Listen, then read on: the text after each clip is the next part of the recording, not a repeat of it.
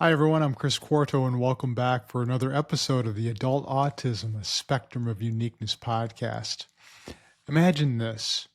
You finally work up the courage to tell someone you trust that you're autistic.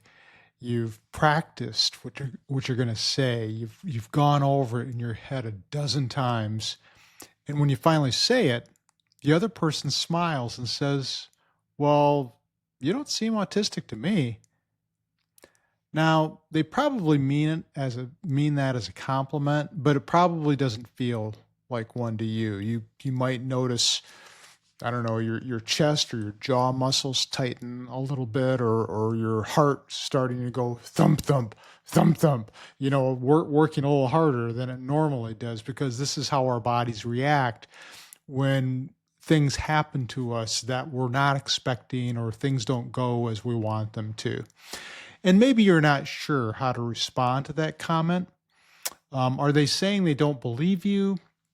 Are they saying you've been hiding too well? Are they relieved for you, or uncomfortable? And you walk away wondering, did I say too much? Did I say something wrong? Or maybe I misunderstood something again. These are things that make disclosing your autism diagnosis to someone tricky. So much of human communication is indirect, or it just goes unsaid, especially in neurotypical communication. And if reading between the lines has never been your strength, it can feel confusing, and you probably feel exposed at the same time. Getting diagnosed as autistic as an adult is a big deal. And for a lot of people, it comes with relief, like, oh, this finally makes sense. But then comes the next question. Should I tell anyone that I'm autistic? And if so, who? Well, that question matters a lot, because telling someone you're autistic isn't just sharing any old information, it's sharing yourself. It's letting someone see the parts of you that you may have hidden from people for most of your life, and for good reason, if you were traumatized in some form or fashion for being different. Now, whether you decide to tell one person, a few people, or no one at all, that's a personal choice. And it's about safety for sure, as well as your identity. But it's also about something deeper. Learning to live life more honestly as yourself. When you understand you're autistic, it changes how you see your past. It changes how you understand your needs. And for many autistic people, it changes how they want to live moving forward. Here's the thing. Disclosing your autism diagnosis to someone can be um, a doorway to being known for who you truly are instead of the masked version of you, to being understood instead of misunderstood, to living with a little less pretending and a little more truth. Well, today I want to talk you through 5 things to think about when deciding whether to tell someone you're autistic. And by the way, I want to say from the get go, I am not trying to push you into telling anyone about your diagnosis, nor do I want to scare you away from telling. Really, my aim is just to help you decide what you want to do in a way that respects your safety, your needs, and your heart. Okay, so with that in mind, here's the first consideration. Is this person safe? And here's what I mean by this. Do they usually treat your feelings with care? Do they usually listen to you and generally seem interested in you? Do they respect boundaries? And is this person that you can trust to keep things private? That's really important. Think about how this person has handled other vulnerable moments in your life, if this is somebody that you know and you've shared things with, or how you've seen them deal with other people who have disclosed personal things to them. When you've opened up before, did you feel supported by them or did you regret it afterward? You know, telling someone you're autistic, put your heart out there, at least a little, and a safe person won't step on it. If someone has a pattern of gossiping, minimizing, or teasing people, that's good information to know because it'll make it easier for you to make a decision not to disclose your diagnosis to them.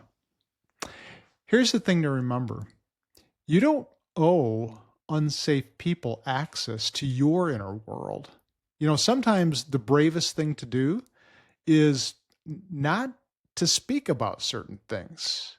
It's about making wise choices as to hear your story, and that's your choice. Here's consideration number 2. What do I hope will change? Before you share your diagnosis with a person, ask yourself, what do I hope will be different if I share this with them?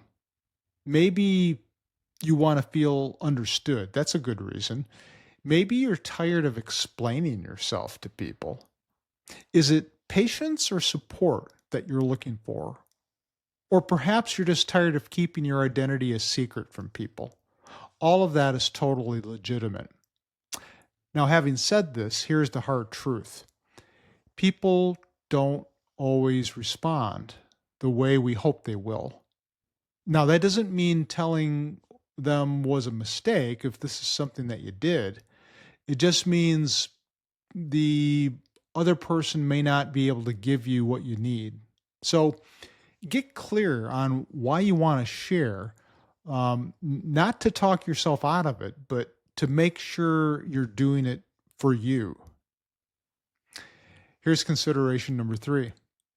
Am I ready emotionally to share my diagnosis with someone? You don't automatically become ready to share your diagnosis with someone just because you have the diagnosis. Now, some people feel strong and sure right away. Others feel a little uncertain, or the diagnosis is something they need to adjust to first because of all the conflicting emotions that come along with having not been recognized as autistic in the past. If someone responds negatively when you already feel shaky inside, it can hurt more than you expect it to. Now, does this mean you're weak? Nope, definitely not. What it means is that you care and need time and space to process something very personal. Here's something helpful that you might want to ask yourself: if this goes badly, who'll support me afterward? And if you don't have an answer to that yet, then you don't have to do anything. You're allowed to wait. Okay. All right. Here's consideration number 4. What's the risk in this situation? Not all people are equally safe. Like, telling a close friend about your diagnosis is different from telling your boss if you have a job. Telling a therapist isn't the same as telling a coworker. Here's something that you want to do. Ask yourself these 2 questions. What might I gain by telling this person I'm autistic? What might I lose? It's basically looking at the pros and cons of a decision. Some autistic people feel internal pressure to disclose their diagnosis because if they don't, they feel like they're, I don't know, being dishonest with the other person. But it doesn't make you dishonest. A better way of looking at it is that it makes you protective. And that, my friend, is allowed. Here's consideration number 5. And this is the last one I want to share with you today. How much do I want to share? Disclosure doesn't have to be all or nothing.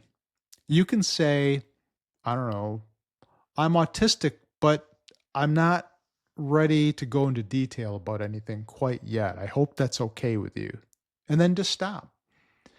You can share one sentence or a short version or everything or nothing at all. The way not to think about disclosing your autism diagnosis is like you're confessing to someone something that you've been hiding from them. Nothing could be further from the truth.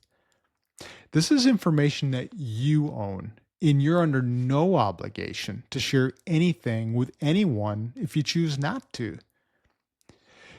If you want, you could share in layers, like sort of like that old metaphor of peeling an onion back, peel by peel. So people see a different part of you a little bit at a time. And you're allowed to go slowly. You're allowed to stop where it feels right. The easiest thing to do is just to start small. You can always share more later when you're ready to. So, in the end, this isn't just about whether you tell someone about your diagnosis. The bottom line about disclosing is to balance safety with risk. And I'll leave you with this question to ask yourself. Will telling this person help support the life that I want to build? If yes, then consider telling them. If maybe, then perhaps wait and think things over a little bit more. And if no, don't say anything yet and protect your peace of mind. Remember, your story belongs to you, and you get to decide who gets to hear it. Now, if this podcast episode piqued your interest in learning more about yourself as a newly diagnosed autistic person, then you might consider taking my online course called Unmasked: Living Authentically as an Autistic Adult. The beta version of this course is about done, and I'll be testing it out with 5 people who volunteered to go through and give me feedback, which is really important because I want to ensure that anyone who takes the course in the future will really benefit from it. Shoot me an email if you'd like some more information about the course at chris@chrisquarto.com. That's CHRIS at CHRISQUARTO.com. And remember, as always, your uniqueness is awesome. Have a good rest of the week.